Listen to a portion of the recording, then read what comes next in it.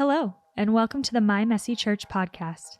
Each week, we'll be going through your questions from the weekend services and doing our best to present answers from a biblical perspective. If you haven't yet listened to the weekend sermon, I want to encourage you to head over to curtislake.org/media for context of what we will be discussing today. We love getting your questions and cannot wait to grow together. So, without further ado, let's dive into My Messy Church. All right. Hello, everybody. Welcome back to the My Messy Church podcast. I'm actually recording this right on the heels of the one that we had for last week. But yeah, so this is for, Sunday was the 14th. So these questions, just 4 questions today. And Shane is in a rush, so I'm going to try and keep this short and sweet so you can get on to bigger and better things in your podcasting world. All right. So first question here, if I can get to the right page. How do you kindly address people who claim to speak in tongues, but the information they convey is unintelligible and there's no one to understand it? So if that question just sounds very strange as you're listening to this podcast, then I'd encourage you to go ahead and listen to the message from this previous Sunday and then maybe come back to this.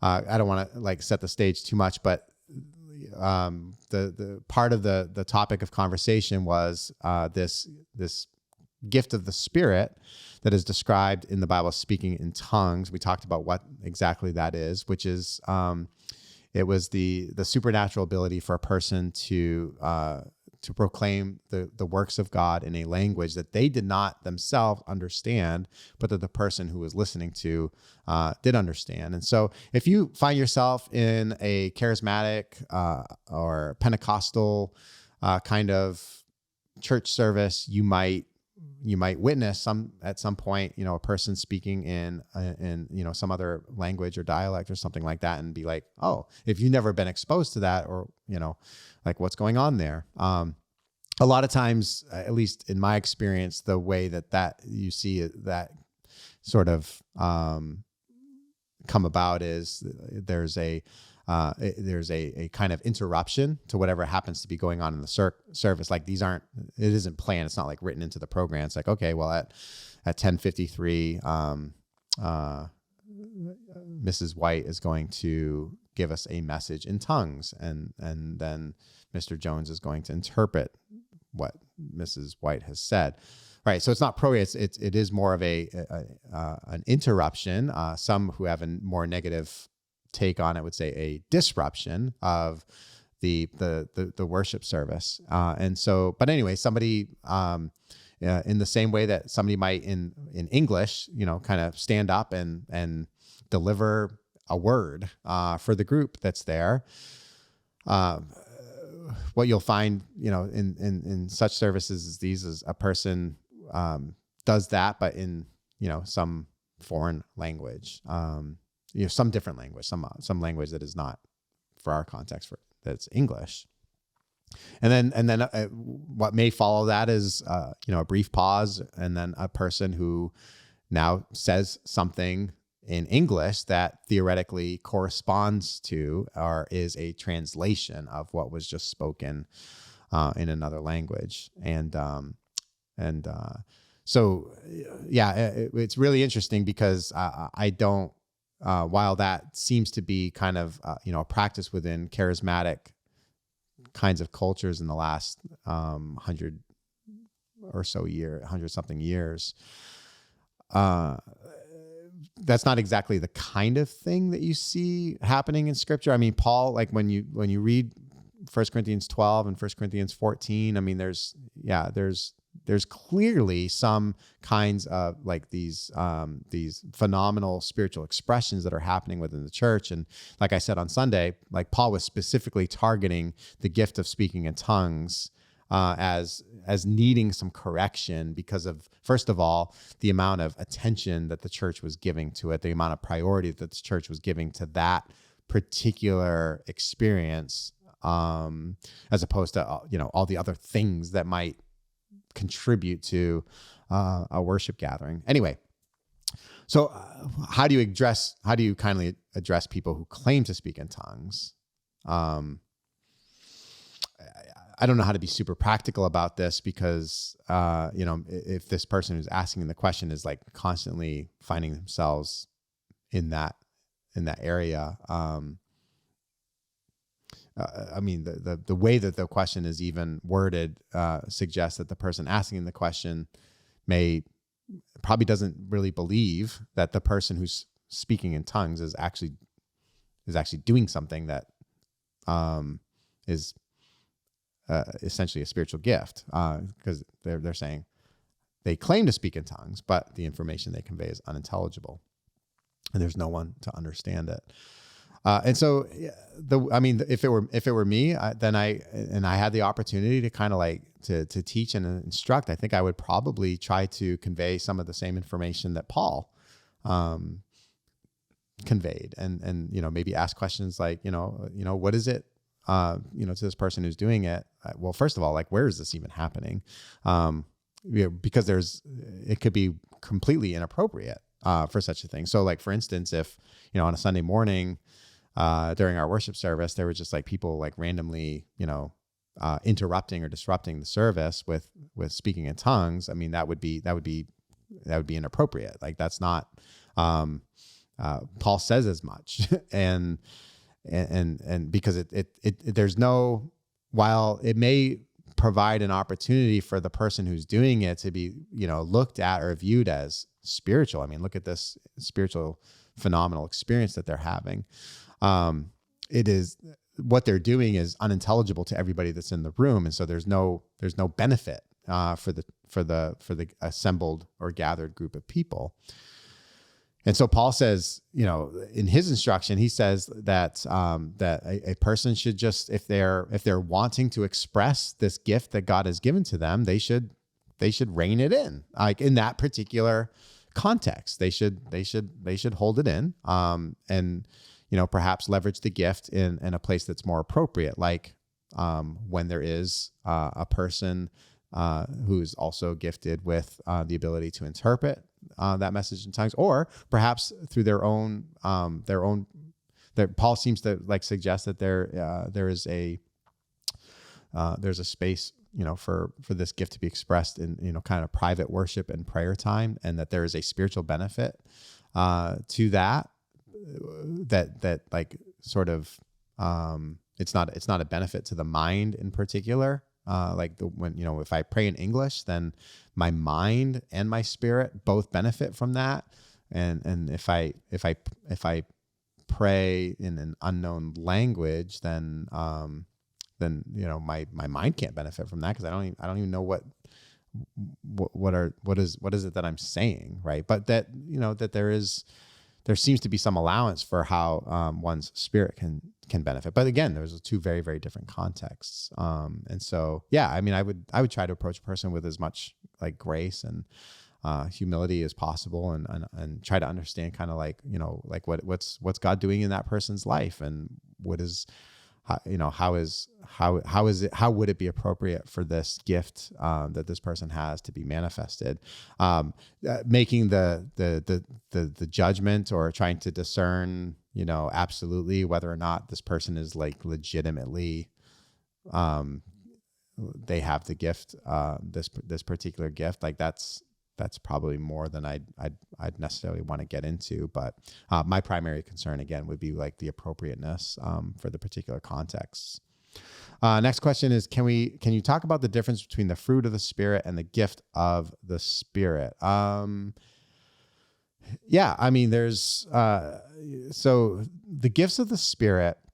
The passage that we looked at this past week, there were in one section, there were 9 gifts that Paul happens to mention. And again, I just try to remind everybody that was not necessarily an exhaustive list that Paul was trying to get. Elsewhere, Paul has like lists of vices, and he says, here's a whole bunch of vices. And when he does that, he's not saying here's every single vice that could ever be imagined. And in the same way, I don't think he's necessarily saying here's every kind of spiritual gift that could ever be imagined. He's just, the point of him talking about, all of these gifts was to open the church's mind and understanding up to the various ways that God works in and among his people, right? He was trying to show the diversity and the broadness of the gifts of the Spirit.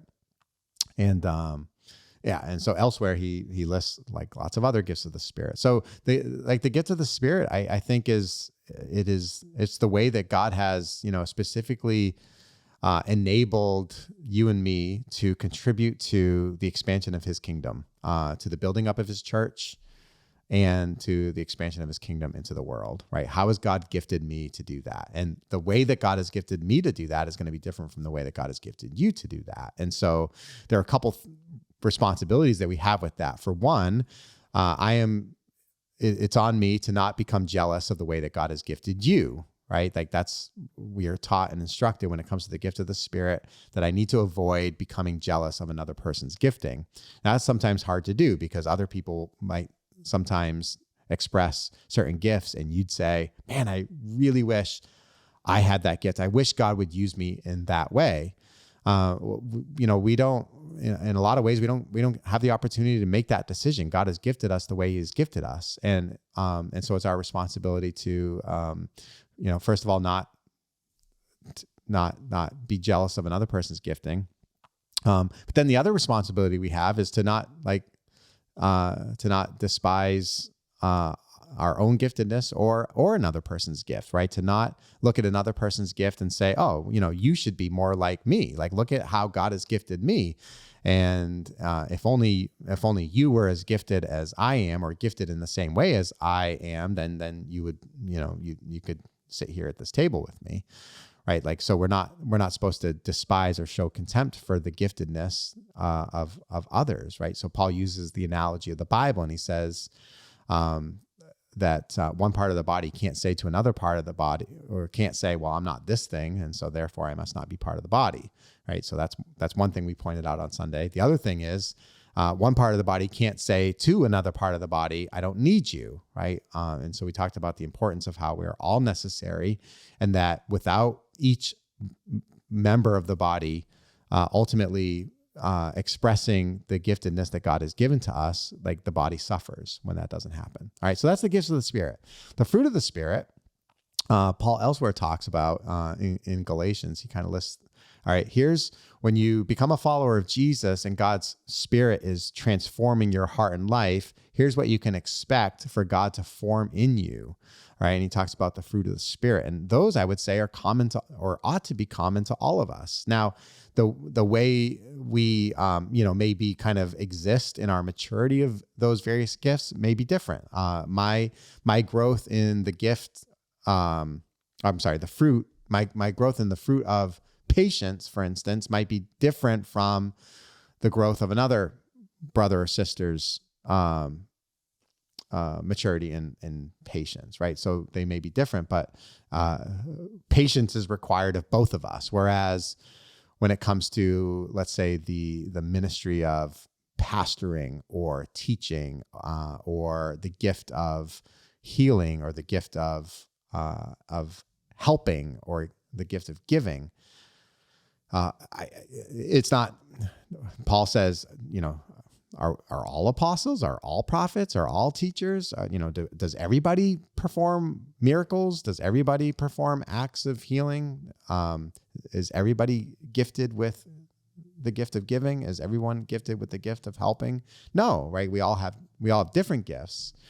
But the fruit of the Spirit is common and ought to be sought for every one of us, right? If there's an area of the fruit of the Spirit that is lacking in my life, or is largely immature, like, that is an area that needs attention. And so, again, like, that, I would say, is universally to be embraced by everybody who's following Jesus. Do non-saved people have gifts of the Spirit as created humans, or do these gifts only come after being saved? Now, that's a great question. I think there's kind of both. A lot of times it's hard to differentiate between a person's gift and what looks like natural talent that person may have. There is this thing called common grace that I think allows for God to invest within every human being that he brings into this world certain kinds of uniqueness and giftedness that they bring into that world. And those gifts can be expressed even prior to them repenting of their sin and becoming a follower of Jesus. So yeah, do non-saved people have quote unquote gifts of the Spirit? Yeah, we might not label them as such. We might, and certainly the unsaved person is probably not going to label it as such. They're going to be like, well, this is just like, they might describe it as, this is what I was born to do. This is how I'm wired. This is how I was made. And like, I'm 6'11", and I can jump a mile high, and I have great hand-to-eye coordination, and I can run fast. And so like, I am gifted to be a basketball player, and I'm going to play at the highest level possible, a basketball. Like that can be done. That can be accomplished through a combination of genetics and hard work and commitment, and all that be done even prior to a person becoming a Christian. And so it's hard to sometimes distinguish between a talent and a gift. Now, as a Christian, though, I think like you have a different kind of take on the way in which God has created you and how He has uniquely expressed certain gifts and talents within your life. So prior to my becoming a Christian, I might just kind of think, well, this is what I was born to do, or this is how I was made.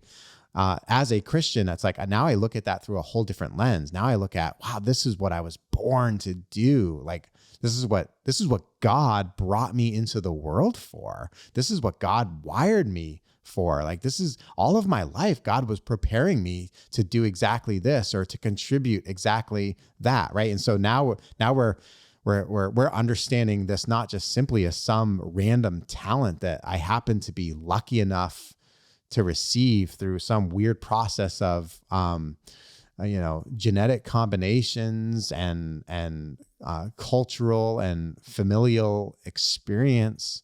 No, it's like God providentially has worked this out in my life for me to become this. Then there are there, like, following becoming a Christian, are there gifts subsequent to that may occur? Yeah, absolutely.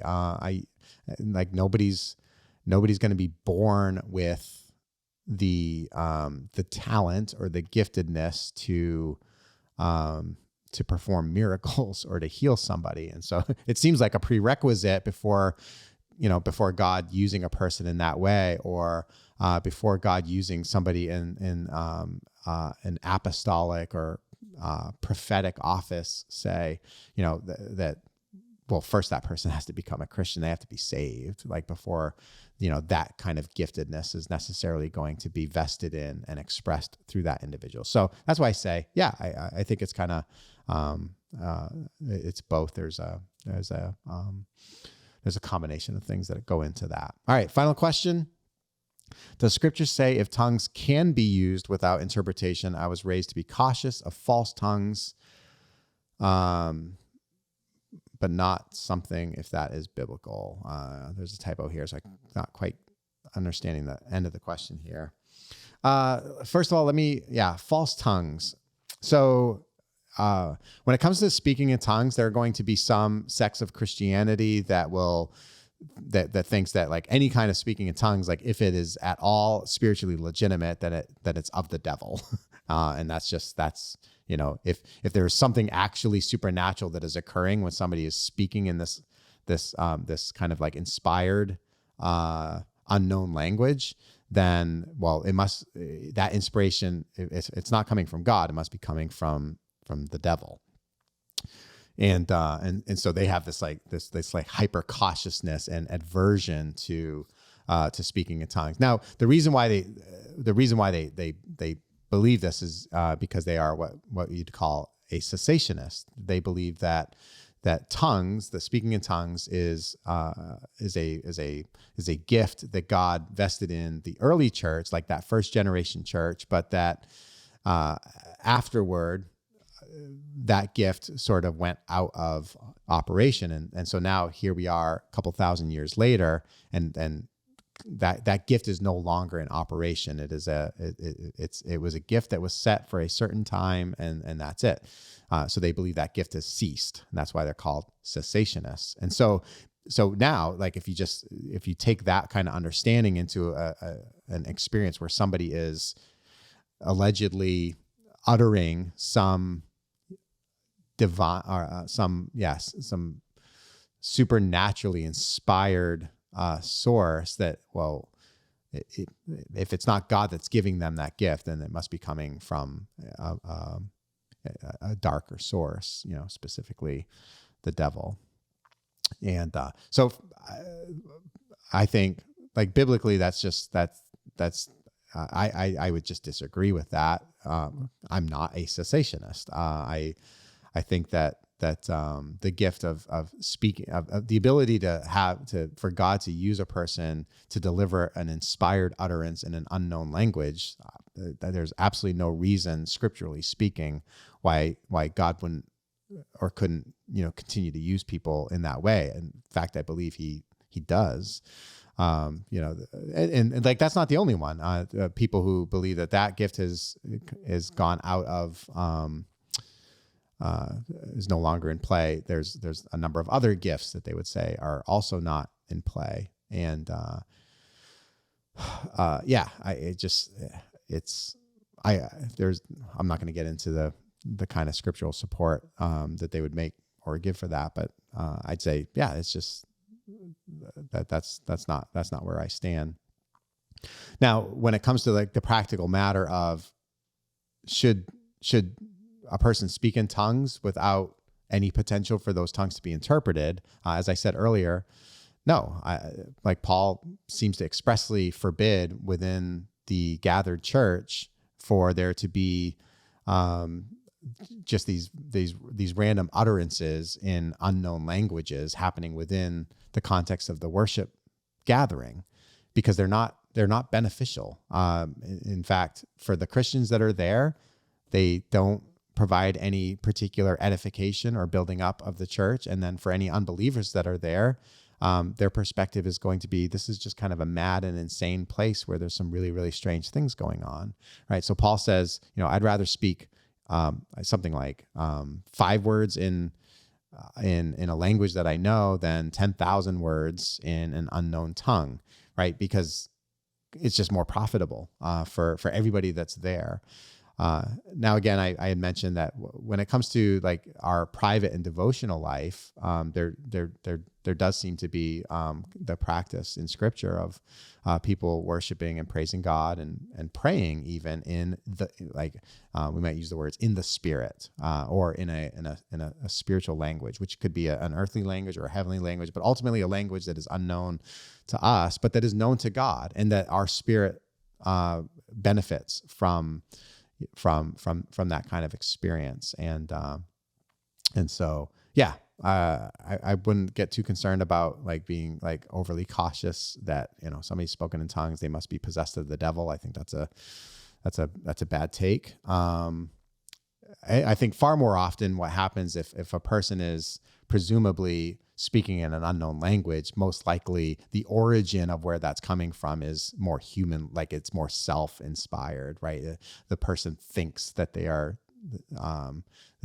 expressing a particular gift when really it is, just kind of largely coming out of them. That for me, that's been a lot of the experience I feel like I've had over the years in when I in a more charismatic or Pentecostal kind of environment. That again, not you just gotta be really careful, because I am not the judge and the arbiter of all things, and I just want to be really careful about what God may or may not be doing within His body. But there have been times where it certainly seemed like it was just more of a there was an eagerness and a humanly like a real and genuine and authentic desire to for God to to express Himself within the worship community, and for a person to be used in that way. But I have sometimes found myself scratching my head, wondering like, okay, was what just happened? Was that inspired by the Spirit of God? And that was like a supernatural expression of God's Spirit? Or, was this person just maybe, very eager, again, probably very, very authentic and passionate about like how or what they felt God was wanting to do through their lives, but maybe also misguided.